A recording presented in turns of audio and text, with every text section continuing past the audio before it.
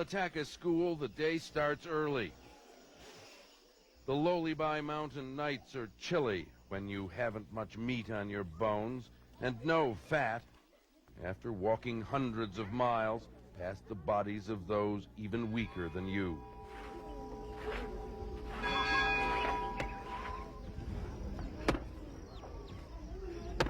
Here, at least for the moment, there is life.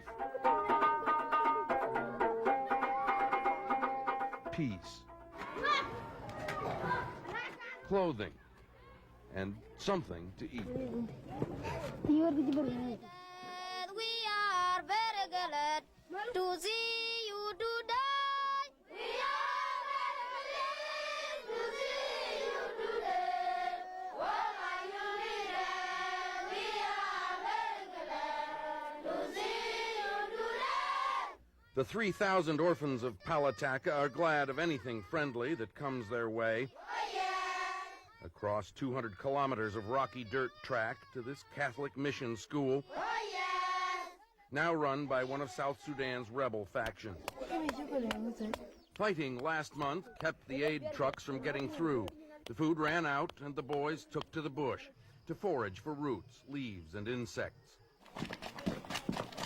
Now there is sorghum from the U.S., delivered by Norwegian People's Aid.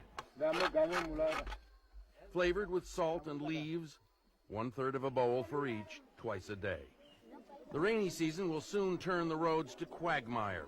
Polotoka on this day had enough food left for a week. At Azwa, the only hospital in the rebel-held area, this baby on the brink of death, not from famine, but from dysentery, bronchitis, and malaria. A couple of nurses from the Irish relief agency Goal, a surgical team from Norway. A handful of expatriates battling a tide of misery. You've had one, all right? It's going to give you another one. 300 miles north of here, maybe 50,000 people are on the move again, fleeing a civil war within a civil war and out of reach of mercy. They're totally vulnerable. The war here is hitting the civilians this way and that way. We are cut off from 3 to 4 million people north of us here.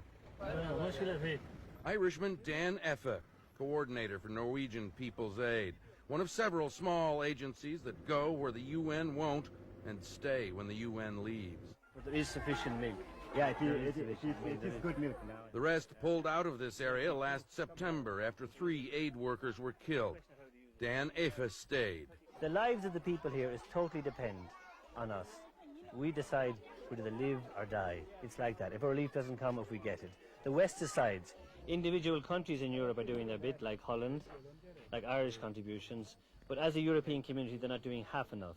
The main bulk of supply relief, food and medicines and agricultural inputs are nearly all from the States. Ame Camp. 7 water pumps for 50,000 people. A lot of them women. Their men dead or fighting. More than half their children lost. After a decade of war, an estimated 4.5 million people, 2/3 of southern Sudan's population, are displaced. No Operation Restore Hope here. Unlike Somalia, Sudan has a government, a United Nations member, dominated by Islamic fundamentalists. Southerners who worship Jesus or spirits have been fighting for independence. And the Sudan People's Liberation Movement, which rules here for now, is battling rival rebels over the ruins of towns and villages to the north. They run this camp themselves and have built a kind of life. But they know any day they may have to flee again. The people then immediately have no food. Everything closes down, health services collapse. Within a matter of a week, what look like healthy people become starving people on the roads, dying. It changes like that rapidly. That's why we're depending on the American political pressure. Here, leave them alone. Fight elsewhere.